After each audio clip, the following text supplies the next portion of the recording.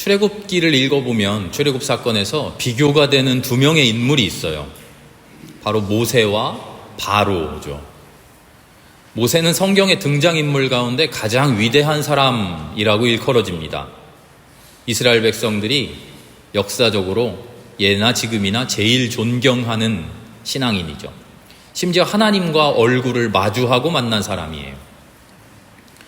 비록 하나님의 사람으로 부름받기 전에 80년의 세월을 그 준비하는 과정에서는 못나기도 하고 부족한 모습도 보여줬지만, 그런 부족함에도 불구하고 하나님의 부르심에 합당한 삶을 아름답게 살아가죠. 하나님께서 하신 말씀에 무조건 순종합니다. 그런데 그냥 순종한 게 아니라요, 내 인간적인 마음이 하나님의 마음과 하나님의 말씀과 좀 다른데 하면서 하나님 앞에 얘기해요. 반항하는 게 아니라 자기 마음을 숨기지 않고 솔직하게 하나님께 아뢰요. 하나님, 나는 이렇습니다. 난 이렇게 배워왔습니다. 이게 옳은 것 같습니다. 나는 이거를 원합니다.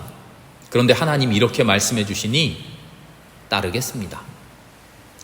모세의 위대함이 바로 여기에 있죠. 그와 반대되는 인간상이 있습니다. 바로 파라오입니다. 이집트의 왕이죠. 바로는요, 하나님이 누군지 고민하지 않아요.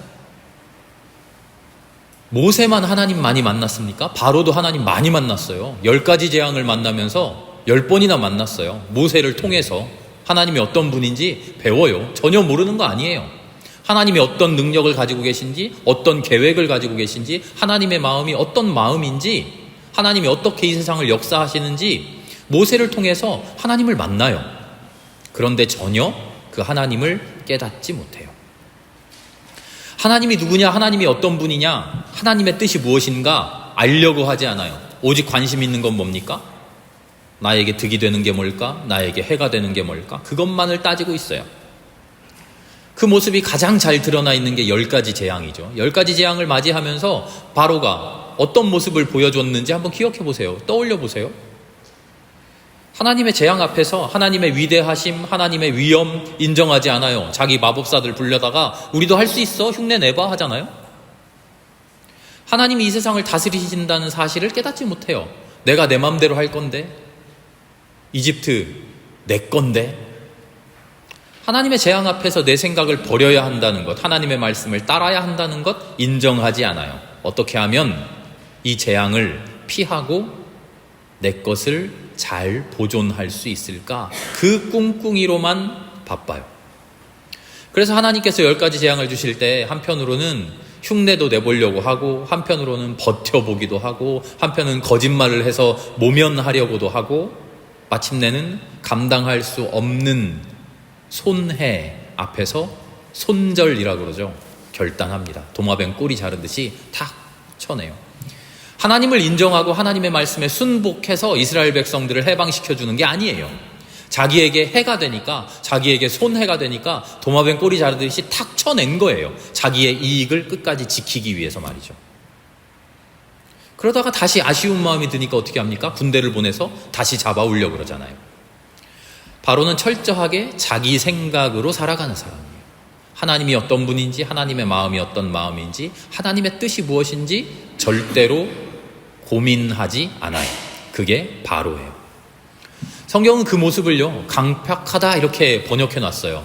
그 말이 무슨 말인지 좀 어려워서 성경 개정을 할 때 완고하다 이렇게 바꿨고요. 우리 새번역 성경은 고집을 부린다 이렇게 번역을 했어요.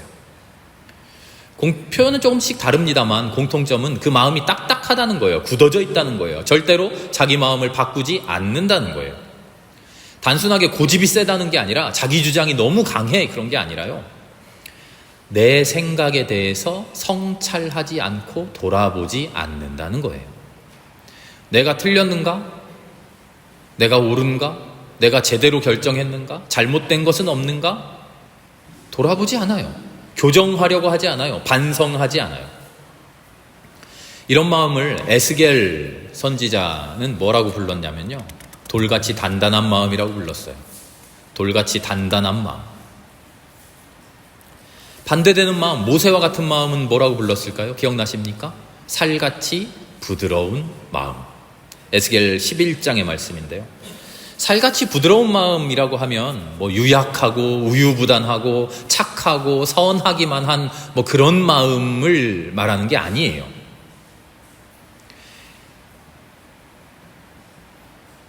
너희에게 살같이 부드러운 마음을 주겠다 말씀하시는 에스겔 11장 19절 그 이후에 20절을 보면 이렇게 되어 있어요. 살같이 부드러운 마음을 주어서 너희가 나의 말씀대로 생활하고 나의 규례를 지키고 그대로 실천해서 내 백성이 되고 나는 그들의 하나님이 될 것이다. 살같이 부드러운 마음이라는 것은요, 내 생각, 이 절대로 이렇게 해야 돼 라고 딱딱하게 굳어져 있는 내 생각을 내려놓고 하나님의 마음을 받아들이고 하나님의 말씀대로 내 마음을 고쳐가고 하나님의 말씀을 지키고 실천하는 그런 마음인 것이죠. 그럼 강팍한 마음은 뭘까요? 바로의 마음은 뭘까요? 그 뒤에 21절은 이렇게 말해요. 그러나 마음속으로 보기 싫고 역겨운 우상을 따르는 사람들에게는 내가 그들의 행실대로 그들의 머리 위에 갚아주겠다. 돌같은 마음, 강팍한 마음, 완고한 마음, 고집 부리는 마음은 에스겔 선지자를 통해서 뭐라고 표현하시냐면요, 우상을 섬긴다는 거예요. 우상을 섬긴다. 우상을 섬긴다는 건요, 금송아지 만들어 놓고 거기에 절하고 뭐 굿하고 난리치는 그런 게 우상 섬기는 게 아니에요. 우상을 섬긴다고 하는 것은요, 내 마음이 돌같이 굳어져서 하나님의 마음이 내 마음 속으로 들어올 공간이 없는 거예요. 부드러워져서 주님이 하시는 말씀을 받아들이고 그 말씀을 이해하려고 노력하고 그 마음을 납득하려고 노력하는 게 아니라 딱딱하게 굳어져 있어서 처음에는 튕겨져 나가는 그런 마음인 거죠. 어떻게 하면 오히려 내 생각대로 살아갈까? 내 마음대로 살아가는데 하나님 어떻게 하면 이익이 될까? 그것을 고민하는 거죠. 그게 우상을 섬기는 마음이에요.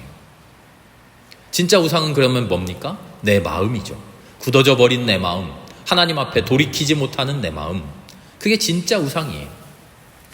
오늘 우리가 십계명의 말씀을 읽었습니다. 십계명에 대해서는 정말 수많은 연구들이 있고요, 학자들마다 십계명을 가지고 할 이야기가 너무 많아요. 오늘은 십계명의 세세한 이야기를 다 다루려고 하지 않습니다. 이 오후 예배 시간에 예수님의 기적 이야기 몇 개월 동안 쭉 해왔죠. 오늘 마지막 시간인데요. 원래는 예수님의 기적 이야기 끝나고 십계명 하나하나 차근차근 얘기해 보려고 했는데요. 우리 오전 예배에 설교하고 겹치는 게 너무나 많아서 아까 광고 말씀드린 것처럼 아브라함, 이삭, 야곱 이야기 한 다음에 그 다음에 십계명을 찬찬히 하나씩 이야기 나눠보려고 합니다. 오늘은 십계명 전반적인 이야기를 드릴 거예요. 십계명을 통해서 하나님은 우리에게 바로와 같은 마음, 우리 안에 있는 바로와 같은 마음에 대해서 이야기하시는 거예요. 하나님이 어떤 분인지 왜 모릅니까? 왜 하나님의 마음을 이해하지 못합니까? 왜 너 자신의 마음에만 휘둘려서 살아갑니까? 그렇게 사는 게 올바른 삶 아닙니다. 십계명은 바로 이런 이야기를 하고 있는 거죠. 십계명은 그래서 다른 율법들하고 철저하게 달라요. 출애굽기 20장, 물론 그 앞에도 조금 나옵니다만 출애굽기 20장 이후에 하나님이 모세를 통해서 이스라엘 백성에게 주시는 수많은 율법이 나오죠. 출애굽기, 레위기, 민수기, 신명기에 여러 가지 정말 수많은 조목들, 항목들이 있어요. 그러죠? 그런데 그런 율법들하고 십계명의 말씀은 말부터가 달라요. 율법들은 모두 이런 형식이에요. 이렇게 저렇게 해라, 혹은 이렇게 저렇게 하지 말아라. 이렇게 하면 너희들에게 이런 복을 주겠다. 이렇게 안 하면 너희들에게 이러이러한 벌을 주겠다. 이런 이야기들이 율법 조문으로 되어 있죠. 그런데 십계명의 말씀은 그렇게 되어 있지 않아요. 첫 번째 계명 뭐라고 되어 있습니까? 3절 말씀 한번 찾아봅시다. 너희는 내 앞에서 다른 신들을 섬기지 못한다. 뭐라고요? 섬기지 말아라가 아니라 섬기지 못한다. 우리 새번역 성경이 제대로 번역했어요. 다른 개역 성경을 보면 내 앞에 다른 신을 두지 말라, 알프나이라고 하는 히브리어를 이렇게 번역했는데요. 섬기지 못한다. 둘째 계명은 어떻습니까? 우상을 만들지 말아라? 아니죠. 우상을 만들지 못한다. 우상들에게 절하거나 섬기지 말아라가 아니에요. 뭐라고 되어 있습니까? 우상들에게 절하거나 섬기지 못한다. 살인하지 말아라, 간음하지 말아라, 도둑질하지 말아라가 아니에요. 뭐라고 되어 있습니까? 살인하지 못한다, 간음하지 못한다, 도둑질하지 못한다예요. 십계명의 명령 자체는요, 애초에 거부할 수도 없는 거고요, 맹목적으로 따를 수도 없는 그런 선언이에요. 이거 해라, 이거 하지 말아라 하는 그런 명령은요, 우리가 충분히 거부할 수 있어요. 아무리 하나님의 명령이라고 하더라도요, 뒷일은 생각 안 하고 이거 하라고? 나 싫은데? 그럴 수 있어요. 충분히 그러죠. 뭐 나중에 혼나더라도 말이죠. 그런 사람들 이야기 수없이 나오잖아요. 이거 해라 하는데 나는 싫어요, 안 할래요 하는 사람들 수없이 많아요. 하지 말라고? 아니야, 난 할 건데. 하나님의 명령이, 십계명이 그런 식의 명령이라면 내 자신의 잘못된 판단에 의해서 충분히 그 명령을 어길 수 있어요. 명령대로 하느냐 하지 않느냐는 철저하게 나의 선택에 달린 문제예요. 그런데요, 십계명은 그런 명령이 아니에요. 우상을 섬기지 말아라. 네, 알겠습니다. 섬기지 않겠습니다. 이게 아니라 섬기지 못한다예요. 우리는 애초에 섬길 수 없는 존재라고 선언해버리는 거예요. 너 이거 안 지키면 혼낼 거야, 겁주고 얼르고, 혹은 잘 지키면 복 줄 거야, 형통하게 해줄 거야 라고 달콤한 말로 달래고 꼬셔서 하나님이 원하시는 대로 할 수 있도록 만드는 그런 이야기가 아니고요, 우리 인간의 행동을 강제하는 게 아니라 우리가 그렇게, 우리의 존재가 이미 그렇게 결정되어 버렸다고 선포하시는 거예요. 우상 섬기면 안 돼 라고 말씀하시는 게 아니라 너희는 애초에 우상을 섬길 수 없는 존재라고 우리에게 알려주시는 거예요. 하나님을 섬길 수밖에 없는 존재, 하나님을 경배할 수밖에 없는 존재, 하나님의 말씀대로 살 수밖에 없는 존재라는 것을 알려주시는 거예요. 그래서 십계명의 명령은요, 우리가 마음대로 거부할 수 없어요. 이해하고 깨닫고 받아들일 수 있을 뿐이에요. 순복하고 납득할 수 있을 뿐이에요. 거부만 못합니까? 맹목적으로 믿는 것도 못해요. 맹목적으로 따르는 것도 못해요. 내 마음속에서 납득이 되지 않고 이해가 되지 않고 동의되지 않고 믿지도 않으면서 겉으로만 그 명령 지키는 거, 그렇게 할 수 있죠. 이런 사람이 있다고 한번 가정해 보세요. 지독한 원한을 품고 있어요. 무슨 우리 아버지 부모님의 원수, 그래서 누군가가 있어서 그 사람에 대한 원한이 너무나 크고 깊어요. 마음에 살의가 가득해요. 만나기만 하면 죽여버릴 거야 라고 마음에 살기 등등하게 살아가요. 그런데 또 한편으로는 이 사람이 겁쟁이에요. 그래서 내가 누군가를 죽이면 경찰한테 잡히고 평생 감옥에 가면 안 되겠지, 그걸 두려워해요. 그래서 마음에는 살기가 가득한데 차마 죽이지는 못하고 평생을 살아가요. 이런 사람이 있다고 해봅시다. 죽이지는 못하지만 마음속에 원한을 품고 살기 가득해서 내가 언젠가는 저놈을 죽여버려야지 하고 살아가요. 자, 이 사람은 평생 살인 안 했습니다. 그럼 이 사람은 제6계명 살인하지 못한다, 이 6계명을 잘 지킨 사람입니까? 어떻게 생각하세요? 아무도 안 죽였어요. 살인 안 했어요. 그러면 제6계명 잘 지켰습니까? 아니잖아요. 신의 산의 언약이 뭡니까? 단순한 약속이 아니라고 했습니다. 좋을 땐 잘 지키다가 형편이 달라지고 상황이 돌변하면 나 하나님 안 믿을래요 할 수 있는 그런 게 아니라 그랬어요. 뭐라 그랬습니까? 신의 산의 계약은 우리가 하나님의 백성 되어버리고 하나님이 우리의 하나님 되어버리는 존재의 변화라고 했어요. 정체성의 확립이에요. 나는 그대로 있고 나라고 하는 사람은 전혀 변화하지 않고 나는 내 모습 그대로 살아가면서 겉으로만 사람 안 죽이고 간음 안 하고 도둑질 안 하고 그러기만 하면 하나님이 그래도 율법 잘 지켰네 하는 그런 계약이 아니라는 거예요. 그런 약속이 아니라는 거예요. 우리의 존재가 살인을 할 수 없는 존재가 되어버렸고요, 도둑질할 수 없는 존재가 되어버렸고 하나님 말고는 섬길 수 없는 그런 존재가 되어버렸다는 거예요. 나라는 사람은 그대로 있는데 내 생각은 바뀌지 않고 내 신념, 내 믿음, 예전에 가지고 있던 내 그 돌같은 마음이 하나도 변하지 않았는데 겉으로만 복 받은다니까 이렇게도 하고 혼난다니까 이렇게도 하는 그런 식의 율법, 그런 식의 계명, 그런 식의 신앙이라면 그건 아무짝에도 쓸모없는 거예요. 그건 우리가 하나님의 백성 되었다? 말할 수 없는 거죠. 그런 하나님이, 우리가 그렇게 하나님을 믿는데, 그런 방식으로 하나님을 섬기는데 그래 너 잘했다 하고 하나님이 칭찬해 주셔요? 그런 하나님은 진짜 하나님 아닌 거죠. 하나님을 사랑할 수밖에 없는 존재라고, 우상을 섬길 수 없는 존재라고, 너희는 마음에 살 의를 품을 수조차 없는 그런 존재라고, 아름답게 살아야만 하는 존재라고, 하나님 사랑하시는 하나님 모든 백성들, 모든 생명들, 모든 세상을 하나님의 마음이랑 똑같이 그렇게 사랑해야만 하는 존재라고 우리에게 선포하시는 거예요. 너는 이런 존재가 되어버렸어. 너 이제 어떻게 살래? 그렇게 우리에게 물으시는 거예요.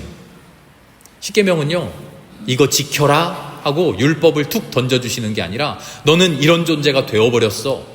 이제 어떻게 살 거야? 라고 우리에게 물으시는 거예요. 계속 묻고 계셔요. 당신의 정체성은 이렇습니다. 당신은 이런 존재입니다. 당신은 이렇게 창조되었습니다. 당신은 이렇게 살 수밖에 없습니다. 그런데 어떻게 사시겠습니까? 이 물음이에요. 이제 남은 건 뭡니까? 대답해야죠. 물으셨잖아요. 물은 거에 우리가 대답해야 돼요. 십계명 앞에서 우리를 이걸 지켜야 되나 말아야 되나, 우리는 그런 고민하는 게 아니에요. 지킬까 말까가 아니에요. 내가 얼마나 잘 지켰나 못 지켰나 그런 고민하는 거 아니에요. 살인, 간음, 도둑질 이런 건 안 했는데 한 번도 안 했어 떳떳해, 이게 아니에요. 안식일 지키는 거, 주일날 교회 몇 번 못 갔는데 그래도 어쩔 수 없는 상황이었으니까 그 정도는 괜찮겠지. 부모를 공경하라고 했는데 조금 마음에 걸리는데 제대로 했는지 모르겠는데, 이런 고민하고 있으라는 게 아니에요. 우리는 기도로 대답해야 돼요. 하나님이 우리에게 물으시는 물음, 너희는 이런 존재야, 너는 이런 존재로 내가 창조했어, 이게 너의 정체성이야 하고 알려주신 그 물음에 나는 어떻게 살아야 합니까? 기도로 응답하는 겁니다. 내 앞에 다른 신을 섬기지 못한다, 그렇게 말씀하셨어요. 그럼 우리 기도해야죠. 다른 신 누굽니까? 나는 하나님 제대로 섬기고 있습니까? 할 수 없는 일을 억지로 하고 있는 것 아닙니까? 해서는 안 된 일을, 할 수조차 없는 일을 내가 그렇게 하면서 하나님 섬기고 있다고 나 착각하고 있지 않아요? 하나님 앞에 기도해야죠. 내가 섬기는 다른 신 뭐가 있는지 철저하게 내 마음을 살펴봐야죠. 나 절간에 안 나가고 이슬람 알라신 안 믿으니까 됐다? 그렇습니까? 아니에요. 우상은 그런 게 아니죠. 팀 켈러라고 하는 목사님이 있는데요, 이분이 내가 만든 신이라는 책을 썼어요. 내가 만든 신. 우리가 우상인 줄도 모르면서 열심히 섬기고 있는 우상들, 그 우상들의 정체를 하나하나 우리에게 이야기해줘요. 제일 쉽게 파악할 수 있는 우상은 물질의 신이에요. 풍족한 소유, 펑펑 마음껏 쓸 수 있는 소비, 그것을 향한 열망, 그 어떤 우상보다도 강렬하지요. 그 우상을 섬기면서 하나님은 무슨 쫄따구 신이라도 된 것처럼 나 이 우상 물질의 신 잘 섬기고 싶으니까 물질 나에게 많이 주세요 하고 하나님께 그렇게 기도하는 거죠. 삶의 성취, 삶의 성공, 자아실현, 이런 것도 우상이에요. 그 성공이 나를 짜릿하게 만들 때 그것은 우상이에요.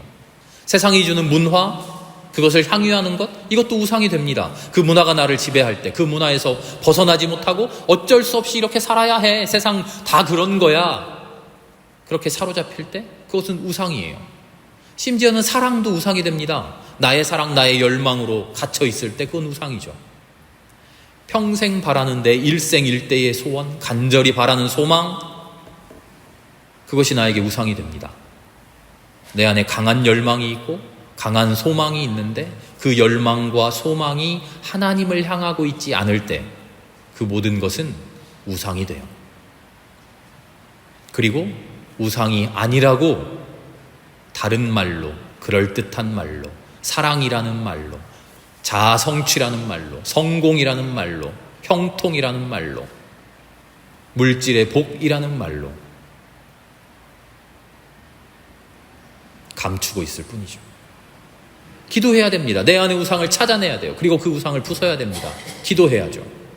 계명의 하나하나가 우리에게는 지킬 거냐 말 것이냐가 아니라, 살인하지 말아라, 살인할 거냐 말 거냐가 아니라 나에게 기도로 다가와야 돼요. 내가 진짜 그런 존재에 살아가고 있는가?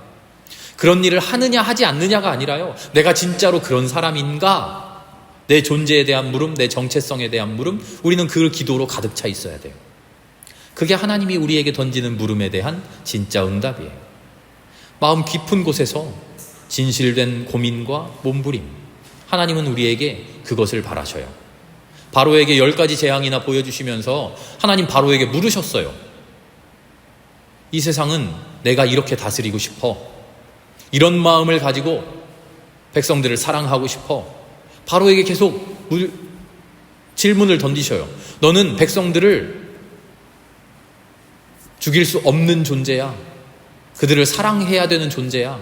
너는 그들을 사랑으로 다스려야 되는 존재야. 그들에게 하나님의 사랑을 일러줘야 되는 존재야 라고 바로에게도 하나님의 피조물로서의 정체성을 일러주셔요. 그런데 바로는 끝까지 받아들이지 못하죠. 내 굳어져 있는 마음, 나는 왕이야. 나는 내 뜻대로 다스릴 거야. 나는 내 마음대로 할 거야. 그것을 끝까지 버리지 못하죠. 하나님의 물음에 응답하지 못하는 거죠. 십계명은 명령이 아닙니다. 우리의 정체성에 대한 선언입니다. 나는 어떤 사람입니까? 나는 하나님을 섬길 수밖에 없는 사람입니다. 나는 어떤 사람입니까? 하나님께 영광 돌릴 수밖에 없는 사람입니다. 나는 어떤 사람입니까? 하나님 사랑하시는 온 세상을 사랑할 수밖에 없는 사람입니다. 그 정체성을 깨닫는 겁니다. 그리고 나 스스로에게 묻죠.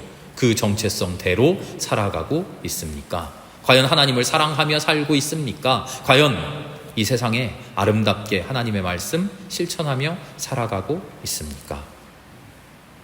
오늘 십계명을 묵상하면서 나라는 사람이 어떤 사람인가? 나는 어떻게 창조되었는가? 하나님 나를 어떻게 창조하셨는가? 깊이 묵상할 수 있기를 바랍니다. 하나님이 나를 어떤 사람으로 불러주셨나? 나의 결심과 나의 각오로 인해서 내가 그런 길을 걸어가는 게 아니라 나를 그런 사람으로 이미 만들어 놓으신 하나님의 은혜에 응답하고 순종하며 하나 된 그런 삶을 우리가 살아갈 수 있기를 기도합니다. 함께 기도하겠습니다. 하나님 감사합니다.